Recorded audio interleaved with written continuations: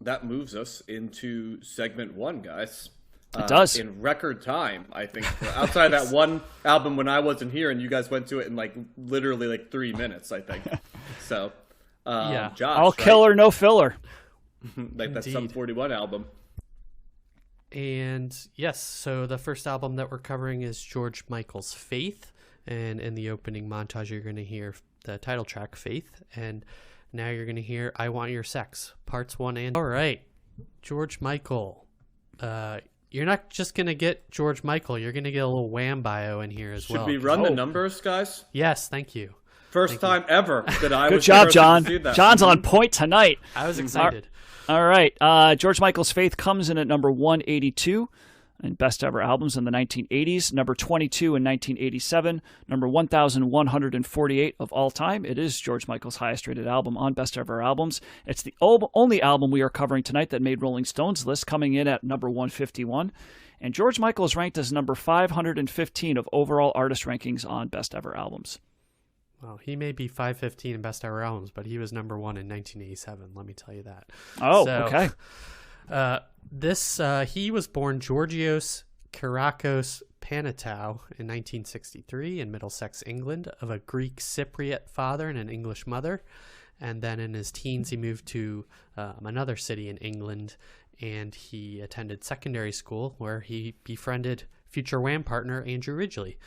At this time, he would already had music in his blood. He would busk in the subway, work as a DJ, and formed a short-lived ska band called The Executive. So all the best people are in ska bands, as we say time and again. I am going to look that up, Josh, while you're doing your bio to see if I can. But what was the name of the band again? The Executive. Okay, I'm sure it's more like a high school band than an actual band, but maybe there's something out there. Not finding that on Spotify, are we, Josh? I don't know. I have to dig deep. I didn't look into it. There is a snippet on YouTube of okay. the ska band, a 26-second snippet, just FYI. Nice. Okay. So after that, he formed Wham with Andrew Ridgeley in 1981. And around this time, he also legally changed his name to George Michael to be, more marketable, more accessible to on being on the verge of fame, essentially, or at least a professional musician. Their first album, Fantastic, reached number 1 in the UK in 1983, and their second album, Make It Big, reached number 1 in the US and included the singles Wake Me Up Before You Go, Freedom, Everything She Wants, and Careless Whisper. Careless Whisper reached number 1 in 25 countries, and was also his first solo effort, despite being on the Wham album. It was a solo song. And excellent 80s video, too, I'd like to point out, Careless Whisper. Yes, very, very popular. Ridiculous, 80s fashion and a yacht. Yeah. Nice.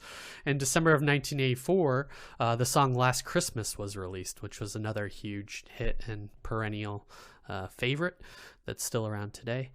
And incidentally, also at this time, he performed on Band-Aid's Do They Know It's Christmas, appearing third in the order, and that reached number 1 in the UK at the time. So he was on the number 1 and number 2 song at the time, with all the profits going to charity for those songs. In July of 1985, he appeared at Live Aid in Wembley Stadium, where he performed a duet with Elton John of Don't Let the Sun Go Down on Me, which I watched on YouTube earlier and is great. And then Wham toured China in 1985, and it was the first visit by a popular Western act to go to China, and that generated worldwide coverage. Their manager, Simon Napier Bell, spent 18 months convincing Chinese officials to let them perform, and they had a big concert with dancers, strobe lights, and I get the impression that the Chinese audience didn't really know how to react to such a That was what I was going to ask. Do you think they had any idea? Because they had been coming out of the great, the great leap behind in Cultural Revolution, where it was all China culture all the time. Yep. And then you've got Wham coming. Yes. It's like You said he spent 18 months trying to Yeah. convince them. Wow, Yeah. that's tenacity. Yeah, it was. I think it was culture shock in some way. The Chinese television presenter Kai Lu Jin said, "No one had ever seen anything like that before. All the young people were amazed and everybody was tapping their feet. Of course, the police weren't happy and they were scared that there would be riots," unquote. Especially the lady folks, right? I'm sure they were all about George Michael. Yes, Wham was very much aimed at the teeny bopper crowd at the time. Wham officially separated in 1986 after their farewell single, "The Edge of Heaven," and their third album, "Music from the Edge of Heaven," was released, as well as the sold-out concert at Wembley Stadium that they had. Was it an amicable parting, Josh, or was it was? Or was that meant? Okay. Yes, no, it was amicable, and George Michael really wanted to kind of pursue more. He didn't like being in the teeny bopper shadow. He thought he had a lot to offer artistically, and kind of wanted to forge his own path that way. But it was amicable. He was very much inspired by Michael Jackson and Prince at the time, his peers, and he started writing his own material, and then he went solo in 1987, starting off by releasing a duet of "I Knew You Were Waiting for Me" with Aretha Franklin, who was one of his idols, and it reached number one on both the US and the UK charts, and they later won a Grammy for it for Best Duet. In late 1987, his debut solo album "Faith" was released, specifically October 30th, 1987. And recording of the album took over a year and took place in London, as well as Denmark. The first songs that were ready for the album were "I Want Your Sex" and "Look at Your Hands." Songs were written in the studio, and unlike other albums, each instrument was overdubbed in the studio as well. Session musicians were sometimes brought in, but otherwise he would play everything, or try and play everything himself. And as a result, he is the sole producer on this album, and he wrote and produced every track on the album except for "Look at Your Hands." The first single released was "I Want Your Sex" in June of 1987, and was banned by many radio stations in the UK and US due to its suggestive lyrics. MTV broadcast the music video only during late night segments, and he also recorded a brief prologue for the music video saying that the song was not about casual sex. So his radio stations also played an altered version of the song called "I Want Your Love" with the word love replacing sex. And the people banning that, do they Yes. care if it's casual or like sex in general, or is it just the concept of people boning? You know what I mean? It's kind of, yeah. you know what I'm probably- saying? Does that really, like, those people that are that Puritan about it, like, do they care? I know. I don't think so. I think it's anything about sex. I mean, this is like, well, it's not too long after the PMRC stuff and, banning was in vogue and whatnot. So just almost any excuse to do that would Yep. probably make sense for the time. Yep.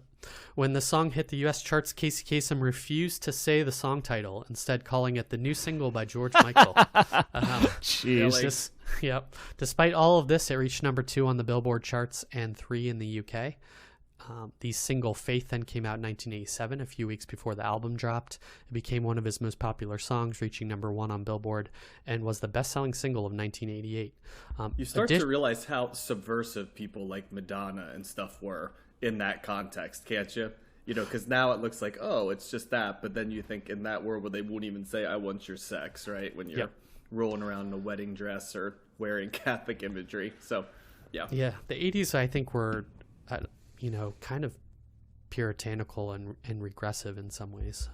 But then you also compared have, to the like, 70s. Prince, like, everything Prince Yep. was doing. So, Right. yeah. Yep. Additionally, this was Faith was the first album by a white solo artist to hit number 1 on the Billboard Top Black Albums chart, something that George Michael was very, very proud of. Mm-hmm. Okay. When the album was released, it was number 1 in the UK and spent 51 non-consecutive weeks in the top 10, including 12 weeks at number 1. That is in the US, sorry, not in the UK, although it did reach number 1 in the UK as well. It did take 25 weeks for it to reach number 1 in the US, which would never happen nowadays. There's no longevity in music, I feel like. It's like ancient. Yeah. During 1987 and 1988, Faith produced 6 top 5 Billboard 100 hits, 4 of which reached #1, making him the only British male solo artist to have 4 #1 hits from one album on the Billboard 100 at one time. Faith was also 1988's best-selling album in the best-selling single, as I said before. Careless Whisper was the best-selling single of 1985, so George Michael became the first musician to achieve 2 Billboard year-end #1 singles since the Beatles' Hey Jude topped the year-end singles chart and in 1968, and I Want to Hold Your Hand in 1964, if that makes sense. And Michael, he also had the year's #1 album and the #1 single, which hadn't happened since 1970 when Simon and Garfunkel grabbed both positions with Bridge Over Troubled Water and the title track from that. So quite a year for George Michael sales-wise. It's also one of the best-selling albums of all time, and has sold over 10 million copies in the U.S. to date and over 25 million copies globally. And in February of '88, he went on the Faith World Tour, which was 109 shows over 16 countries, and the tour spanned 9 months between February and October of 1988, starting in the Tokyo's Budokan Arena, and then the final show being in Pensacola, Florida. So a real drop in quality there, from my opinion, if you've been to Pensacola. And in July of '89, 9 months after the tour ended, Michael performed 3 concerts in Spain that had been previously canceled. Also, interestingly, Paula Abdul choreographed the whole show that he put on for that world tour. The album was met with widespread acclaim. Mark Coleman of Rolling Stone called him the Elton John of the 80s. It won Album of the Year at the Grammys. He won 3 American Music Awards and an MTV Video Vanguard Award. So, John, do you hold it in as high esteem as the folks of the 1980s did? So this one was a really interesting one for me because I am very familiar with the big singles on this, right? Yep. Like, as you mentioned, Faith, I Want Your Sex. I definitely know the song Monkey because that just was, I don't know why, but that song when I was young, and this song I would have been pretty young when that was out, but it just, it gets stuck in your head. I think it's just because at first you hear monkey, you're like, what a weird chorus, like, why can't you do it? Why can't you? And you start to learn that the monkey is like the monkey on your back, right? But when you're young, you're like, why is he talking about a monkey all the time? You know what I mean? So it's kind of like, I don't know, it popped into Bubbles? my head. Is it Bubbles, homage to Bubbles the monkey? Yeah. It just, I don't know. It just kind of, you know what I mean? You take it more literally and then you realize, but even still, it's kind of an interesting hook, isn't it? In its own way. And I processed always George Michael as a really big pop figure because of this album. And I forgot also how well I know like Father Figure, and I was familiar with both One More Try and Kissing a Fool too. So there's a lot of hits. Yeah, on this all album. singles as well that you named. Yep. Yeah, and they were on the radio pretty omnipresently and stuff like that. I really like this album. This was sort of it's sort of like an R&B album in some way. It's kind of like George Michael does black music, so it makes sense that like he charted because he's doing some gospel, he's doing some funk, he's doing some soul, he's doing some classic R&B, and he's sort of genre shifting, but he's genre shifting in what we would traditionally consider to be sort of black music styles. So it also kind of makes sense that he's kind of reverse doing what come to think of it, what Michael Jackson was doing, right? Where Michael Jackson was sort of expanding as a black artist into mainstream pop or white, consciousness, right? Like, I guess like George Michael's trying to like invert that a little bit, right? Like white artists trying to explore in that area. And I think he does a very good job. I like this as a pop album. This is a very, very good pop album. It manages to be of the 80s, but you can still listen to it now, and it doesn't get swallowed up by the 80s, I would say, which is a rare feat. It certainly doesn't sound ahead of its time. In fact, to some degree, it's a little bit backwards looking. I'd say there's a nostalgic quality to it, but mixed with very clear in retrospect, use of pronouns that and like ambiguous lyrics that of course makes sense, because I think at this point George Michael is still technically closeted, right? Correct. He wasn't publicly outed until 1998. Wow, I didn't think it was that long afterwards. I mean, it was always rumored, right, a little bit, but and you know, it's kind of like when you're as good looking a guy as George Michael, right? And it's sort of like not being seen with, you know, too many female, you know what I mean, like that, and which is unfair. But that was kind of, I know, the knock a little bit. But yeah, I when I did the lyrics, I couldn't help but notice there was a conscious effort to be sort of ambiguous in pronouns, which we've seen before in the 80s with folks like the Smiths come to mind, and we're going to see quite a bit in the early 90s where it becomes a lot more commonplace, I think. But I think initial thoughts, and I could expand more. I really like this album. He has a wonderful voice, George Michael. He's got that like blue-eyed soul, great voice. He's one of the best blue-eyed soul singers I can think of, and I don't know if he quite got credit for it because of the fact that he still was a sex symbol. I know he struggled with that quite a bit, whether it be Wham! And Here. I think famously I always think of his next album where he does the Freedom video where he's just not even in it, right? It's just like a burning leather jacket and a bunch of supermodels to kind of mock the idea of, you know, image.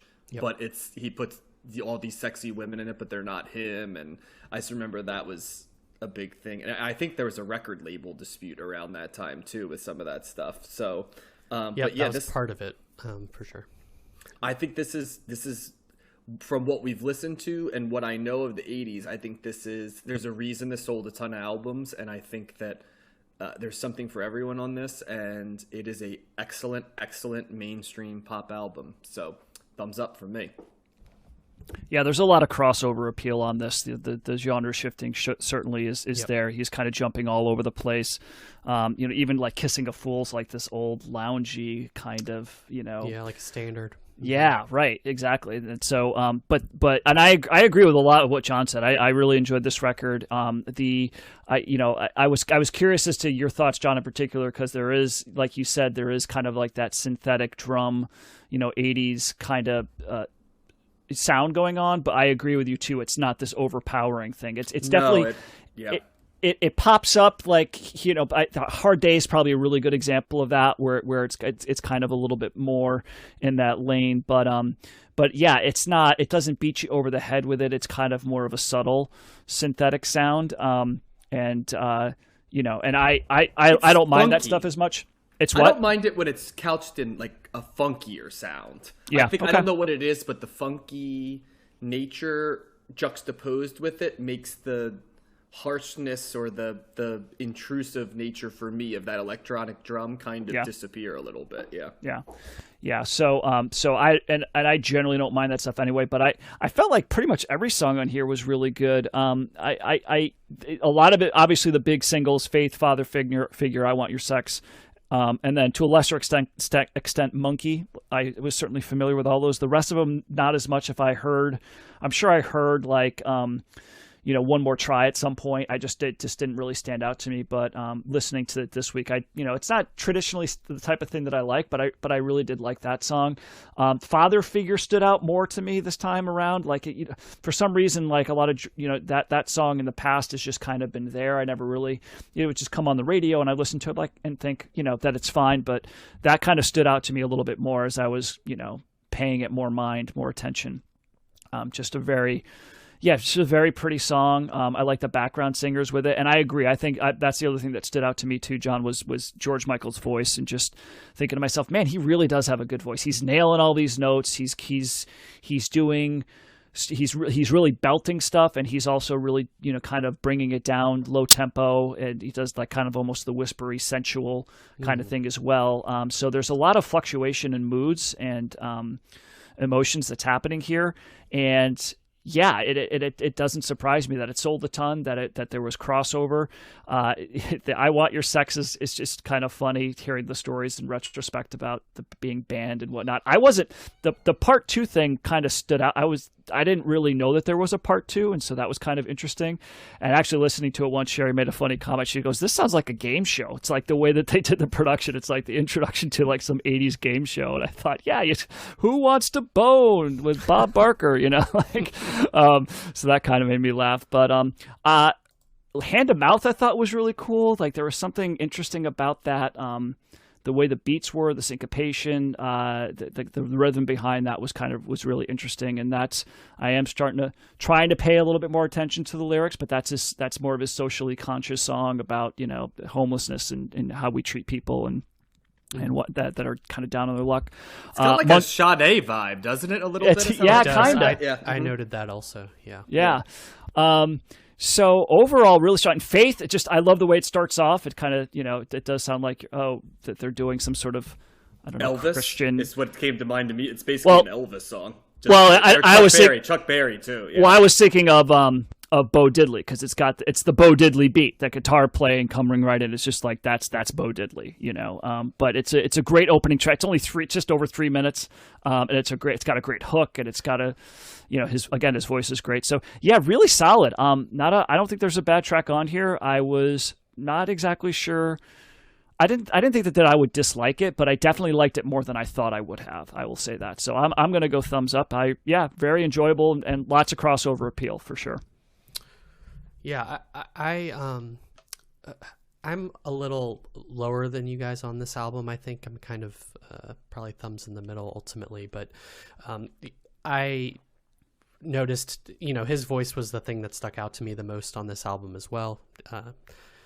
And I also noticed the kind of the dabbling of in different genres. And I think ultimately that's kind of like what set it back for me. I kind of had a hard time getting into the album as a whole. I like Faith and I Want Your Sex and the song Look at Your Hands, which is kind of, I don't know, kind of a silly song lyrically, but I think the chorus really got in my head as well. But I think I just kept thinking about the other genres aspect of it, and how this isn't necessarily the fault of George Michael, but I just didn't feel like the songs were as strong as other songs we've heard in those genres before, and kind of maybe unfairly set it apart for me. Maybe something about him just trying to reach, all audiences in some way, lowered it bar for me. That song Monkey just kept reminding me of Frankie Goes to Hollywood, the way he sings it in certain lyrics, and it even the way it sounds musically is a strong resemblance to that. And I just kept feeling that way over and over. And there, for a pop album, it's really got to hook me. And this one didn't for some reason. And, also, I sometimes found, like you said, it was kind of adult contemporary at times too. That Sade, I made a note on that too, and I just wasn't into it in that way. And so when I started doing research and stuff, I was really surprised at how well this sold. And like, I just wasn't on the same level as everyone else clearly was in '87. But I do want to stress that his voice is fantastic, and the stuff I watched of him on YouTube, I not only did I watch that Live Aid performance, but I watched the Freddie Mercury tribute concert that he did with Queen, and he sang Somebody to Love, which was like fantastic. I really recommend you all check that out, and listeners check that out, because it just really, I think seeing him perform made me like it more, and kind of and like him more than I like this album. I just kind of appreciated him a lot more. So also the album really kind of just right from the get-go reminded me of like him almost imitating Prince, and I got a lot of Prince vibes off this album, and that just kind of, again, like kind of it rubbed me the wrong way for some reason. So Yeah, I don't think it's any fault of George Michael. I just wasn't feeling this album for some reason. So the variety almost like was a turnoff, you think? Yeah, or yeah, something like that, or maybe the kind of the structure of the songs and the fact that there maybe wasn't as many, I wasn't grabbed by the hooks as much or something. It's kind of some indefinable quality. And I listened to the album multiple times. I think it did grow on me a little bit the more I listened to it, but it really, unlike some of the other pop albums at this time that I really like, something like Madonna or Michael Jackson or something like that. I mean, they are kind of the best of the decade, but I just didn't like this one as much. Yeah, I think it's to me it's like definitely a maturing sound for him. Like when you compare it to like what he was doing with Wham, and I think that's probably what he was going for, like you said, trying to shed that thing and trying to do more, almost like trying to do a little bit more of the adult contemporary thing, trying to pick up on more mature themes, and I think that definitely played out in the music as well, almost to the point where I forgot to mention this too, but like Look at Your Hands is is a Rolling Stones song, but not from like 1972 Rolling Stones. It's more like from 1993. It's like Steel Wheels Rolling Stones, like this. That's an excellent point, Matt. It's like every song on this does kind of sound like an homage to another artist. We've already said, you're right, Matt. Like that's Rolling Stones. I think Faith is Elvis and Chuck Berry. We mentioned Sade. Frankie Goes to Hollywood, like Kissing. Josh said. Yeah, Kissing of Fools, like you said, the standard kind of like it's Michael Bublé, but not obviously he wasn't around at that time, but I think, and you're right. I mean, he's said as much that it was a conscious attempt to show what he could do, and so I think he set out to make all these different genres. One More Try is a great song, but it also bears an incredible resemblance to Nothing Compares to You by Sinead O'Connor, especially the beginning. Yeah, I thought that too. Which is the song that Prince wrote. So, yep. Yeah, and I get that. Like, if it's almost seems like if it's too derivative, I could see why that might be like, it's there's other people that do this better.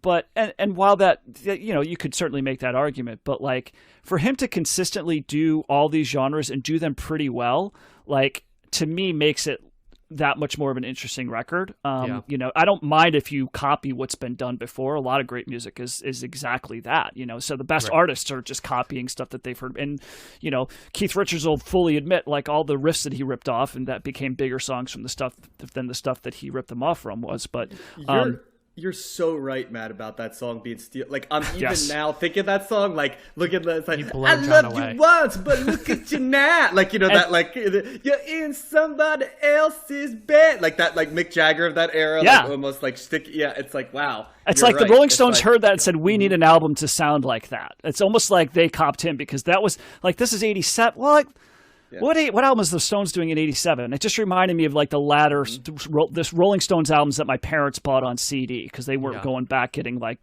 Sticky Fingers or anything like that. They were getting, like Bridges to Babylon and some Steel of Wheels. These lyrics, it's like, you got 2 fat children and a drunken man. I can hear it in my head, so it makes me laugh. Yeah. And it's funny that you said that that's the one song he didn't produce. Is that what you said, Josh? Yes, that was. That's so interesting. If he's producing the rest of this album, why did he stop there? Like, was he not able to get that sound somehow? But he's able to do all this other stuff. That's interesting to me. I mean, he said that what I saw said that was the second song that was ready and for the album. So maybe it just got off. So it's early stages. Yeah. Okay. Dirty Work was in '86 for Rolling Stones albums, and then Steel Wheels was '89. So. It's like that Steel. I don't know Dirty Work, but it's Steel Wheels was like their comeback album, kind of from once Keith and Mick kind of made up. Right, they were fighting. Well, this Dirty Work album cover is hilarious. Check that out. Good catch. Yep. But I did like this one quite a bit. But I get it, Josh. I understand. It's like an homage to everything, which yeah. And I don't, it's kind of unfair because I agree, Matt, like every artist that we listen to is taking from other things and other genres, but this just didn't rise enough, or maybe I just didn't get enough kind of George Michael, whatever his point of view was enough or something. It is his first solo album, so maybe like if I listen to later ones, I'd like it more. But yeah, I said that about some other albums. Like I remember we said that about that XTC album, Skylarking, where it's like this is like 6 other albums that we've listened to, but it didn't make it bad. It just was derivatives the bad word for it, but homage is just the nicer word. And I felt this was an homage, and I thought XTC Skylarking too, but I get what you're saying, Josh, from that context. Yep. But it makes sense in the context of where he was and what he was trying to do, that this is like, all right, absolutely. this is he made the album that he was setting out to make. And and it's not easy to do a crossover that, to be the top in the black charts. That's that's a hard thing to do for a white artist. Yep. The one thing I will say, Josh, is I don't understand how you could not process that this was a huge album, because that was the whole time I was thinking about it. I was like, oh yeah, I can absolutely see why this was as huge as I remember. Like, it's basically a ton of formats where it's like, that's the format for a massive single, and that's the format for a massive single. So I think as I was listening to this, I was like, oh yeah, this is as big as I remember it was. Yeah, I think 7 of the 9 songs were singles. I mean, this is like makes the next album, it pales in makes the next album pale in comparison, because this is crazy. I didn't realize they were all singles. That album had a lot of hits though too. Yeah, it had 7 singles, right? But it had 7 singles, but it had 12 songs. This had 7 singles and 9 songs. So just by percentage wise, this was Yeah, I was just too emotionally invested in my own thoughts and putting myself first, as opposed to being able to see what other people think about the album. It's all right, Josh. You're allowed to be selfish in your music listening. That's okay. I also will say, I don't know if this is quite... I mean, you can't have songs this overtly sexual and be adult contemporary. So that's the only thing I'd say is, I think it might be a little bit... more R&B, I'd say, than true adult contemporary. Yeah, I agree, and again, that's kind of just drew me back to Prince. I was like, well, Prince has done this better and kind of more explicitly. So, but I would agree. I would probably rather listen to some Prince records than generally than this. But I still some Prince records. Like this. Some Prince records. Well, not every Prince has like a bajillion. So, Any final thoughts on the album? No, definitely one I think you have to listen. I mean, if you want to, I don't know. I think George Michael's one of those guys that doesn't get processed as big as he was. But Wham, this album, and Listen Without Prejudice were like massive, massive, massive albums. Yep. Radio play, MTV, and like Superstar. So, and I think sometimes he does not get remembered as big as he was. And it wasn't like he had a 2-year run either. It was like a solid 9 to 10 years as a top tier pop star.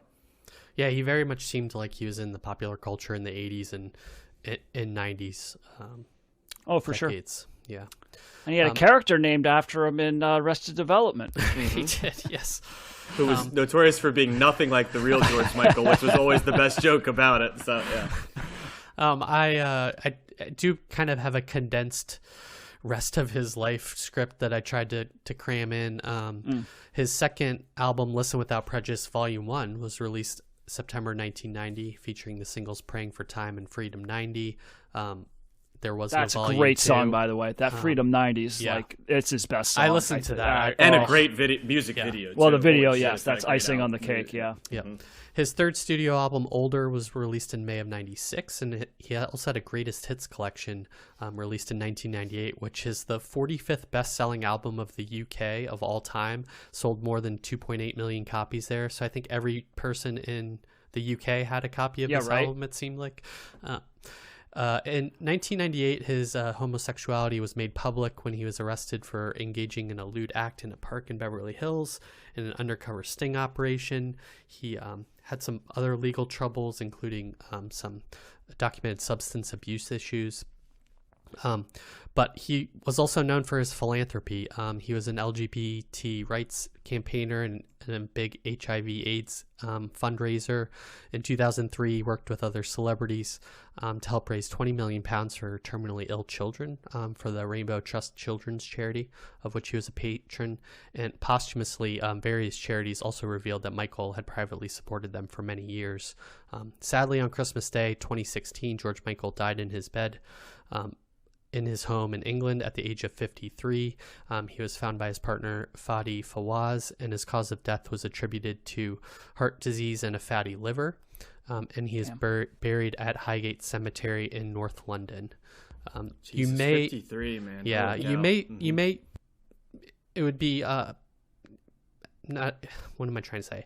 You might think that it might have been like AIDS or HIV related, but he has said that he always practiced safe sex, and so it was not that. It was just maybe If it's a liver, is that like, that seems like Well, alcohol. I would have thought it was Yeah. substance abuse, to be honest, because I Yeah. know there was a period from the mid 90s to like the 2000s where it was kind of always a part of the narrative, unfortunately. Yes, that led to some arrests, and also he did go into rehab a few times. But yeah, I think just maybe that probably contributed more than anything else. What year was that again? Do you say 20 what? 2016. 16. Okay. Yep, at the Yeah. age of 53. So yeah, too soon, I would say. He Oh, for probably had a sure. long career So- ahead of them.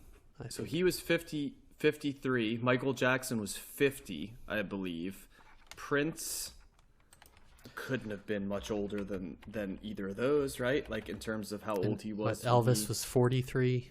For going Yeah, I'm back. just thinking of all of the male, like, top. Prince was 57. Wow, that's 50s is too young, right? For the three, Yep. arguably the three biggest male pop stars of the 80s. There's others that are in that, but I mean, Yeah, you could make the argument, right, that they're the big three. for sure. So All right, that's all I've got.